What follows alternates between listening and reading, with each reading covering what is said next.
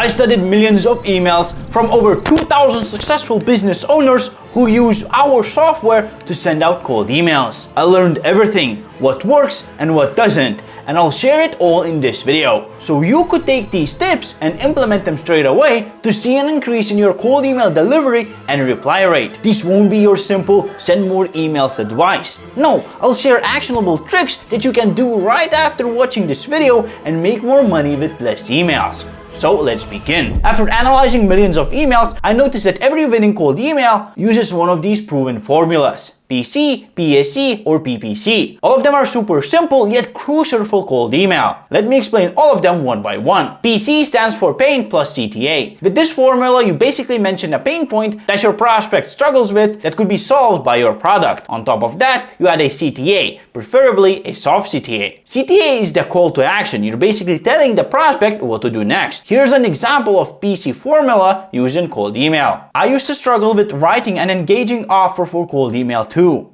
So I made a checklist to always nail it. Reply yay and I'll send it over. Of course, this would be spin taxed and A/B tested, but that's just an example of the PC formula. Second comes the PEC formula. PEC stands for prospect's biggest fear or desire plus evidence plus CTA. It's same as PC, just with some evidence. Let's take the same cold email example from previously and add evidence to it. I used to struggle with writing an engaging offer for cold email, but now I can write one for almost anything. I mean, look at it, you're still reading my email. I can send a checklist that helps me write these for any type of product. Let me know if you want it. Now we added evidence to support our claim. The claim of knowing how to write engaging emails that are actually read. The evidence you add doesn't have to be as creative as mine. You can simply share case studies, testimonials, or the results you got from your clients. But if you don't have any evidence, you might want to use PPC formula instead. PPC stands for pain plus partial solution plus CTA for the solution. So again, let's take the same example of cold email we written earlier and adjust it for the PPC formula. I could never get my emails opened until I started using personalization plus the PPC formula. I can share it with you, just let me know if you want it. This is the same email written in 3 different ways. Now to make sure you actually walk away with something valuable from this video and not just entertainment, I challenge you to rewrite your copy using these 3 different formulas. PC for pain and CTA, PEC for pain, evidence and CTA, and lastly PPC for pain plus partial solution plus a CTA. To make it easier, you can share your copy in the comments and let others critique it, so you could improve even more. Another thing I noticed after reviewing data from millions of emails is that a lot of replies come after the follow-up emails. This means that if you're not following up, you're losing a ton of replies. You could double your reply rate with email follow-ups, but only if you do it right. Amongst the winners, I noticed a pattern. None of them use simple follow-ups. There are no bumps, no just following up. None of that. Each follow-up is a value bomb. These type of follow-ups work very well because of reciprocity. If I give you something, you feel obligated to give something back in return. Same here. By sharing valuable content with your prospect, they feel the need to give you something back, which is usually just 5 minutes of their time on a sales call. Send over templates, checklists, suggestions, anything you use yourself to provide your service could be of value to your prospect. 2 to 3 follow-ups is enough to double your reply rate, but more than that is not worth it. Third trait of the most successful cold emailers is following the best email sending practices. I know, right? Sounds obvious,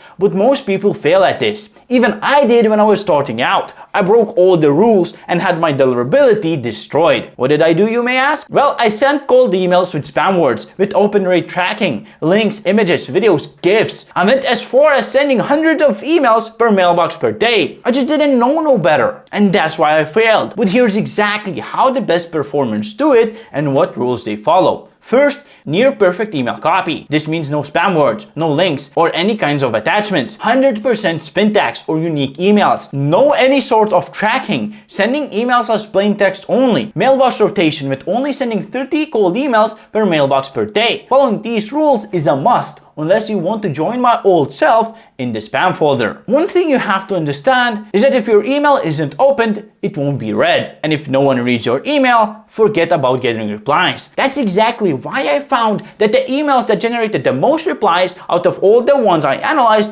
always use the preview text hack. Preview text hack is a little trick you can do to drastically increase your open rate, thus resulting in a higher reply rate. Preview text is the little text you see after the subject line before you even open the email. Most people's preview text looks like this: "Hey, first name." But the winning emails from my study shows that by replacing that with a personalized line, an icebreaker, or just a different, unique, pattern-breaking greeting is enough to double your open rate and increase the chances of getting a reply. It doesn't have to be anything fancy. Literally, just understand that your competition is just saying, hey, your job is to do better than that. Be bold, be funny. Most of the time, you don't even have to write anything new. Just shift around the placement of your current cold email copy. Make the first line personalized and you're good to go. Talking about personalization, your cold emails must be personalized. Look, it's almost 2026.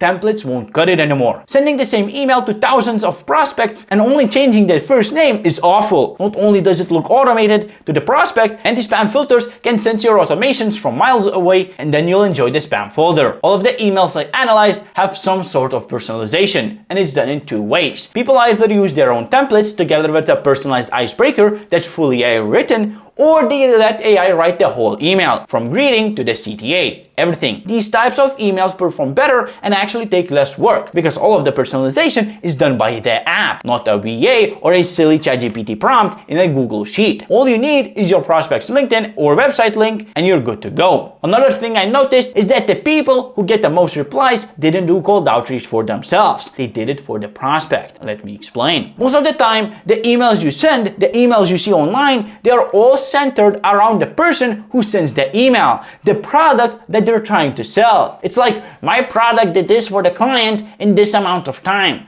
And while that's common practice and it does work, the better approach is going the opposite. It's not talking about yourself, your product, how good it is. It's actually talking about the prospect, picking apart their mind and trying to help them. Your email shouldn't look like it was written to get sales. No, it should look like it's there to help the prospect. Think about it. The goal of your outreach is to make a sale, right? A sale is just a value exchange. You give your prospect a tool, a service, they give you money. Now, if you send cold emails asking the lead to give you money, they won't. I mean, it sounds insane, right? Before getting anything in return, you have to lead with value. Again, we went over this when talking about follow-ups. Alex Hormozi give to ask ratio, remember? Instead of selling your product, just help the prospect. Imagine you got 2 emails from me. Which one are you more likely to reply to? To an email where I say Warmforge is the best email durability management software, or the email where I share exactly why your deliverability is awful and how to fix it? In most cases, you'll choose the latter. So stop selling and start helping. Tip 7 that will help you get the same reply rate as pros is having one clear CTA. None of the emails from millions I analyzed have multiple CTAs. None of them. Matter of fact, none of them had hard CTAs either. You see, having multiple CTAs just confuses the prospect. It's like asking them to juggle 3 balls, balance a spoon on their nose, and book a call, which is a hard CTA. You also cannot be asking for a lot like booking a sales call. Because why would the prospect give you 15 minutes of their valuable time to a stranger? It makes no sense. Just have one soft CTA that's designed to start a conversation. That's it. No booking sales calls, no looking at a 15-minute video where I know you'll pitch me something. None of that. Asking them to reply yes or no. You don't even know if they're interested, so why bother asking them to book a slot on your Calendly? No, don't do that. Tip 8 is something unique.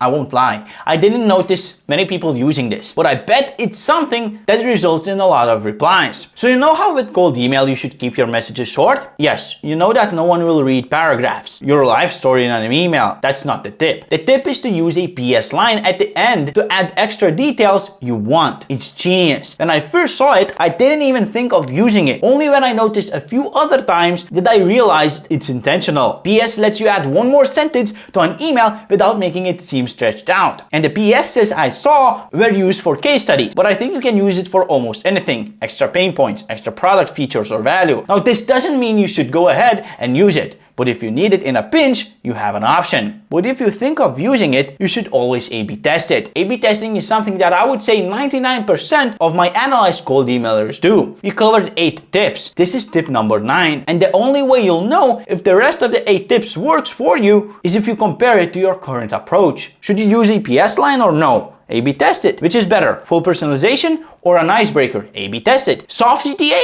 value approach, follow-ups, everything should be A/B tested. The quickest way to improve is to A/B test everything. That's the only way you'll gather enough information to make a data-driven decision. And that's exactly why from the millions of emails I analyzed, a lot of them have a 2% reply rate, 3% reply rate. Some even go as high as 5 to 7% reply rate. It's because they keep testing and learning. Now, if you apply all of these tips shared in this video, you're ready to launch an insane cold email campaign. And if you want to scale quickly and learn how to send 10,000 cold emails a day, I suggest you watch this video next.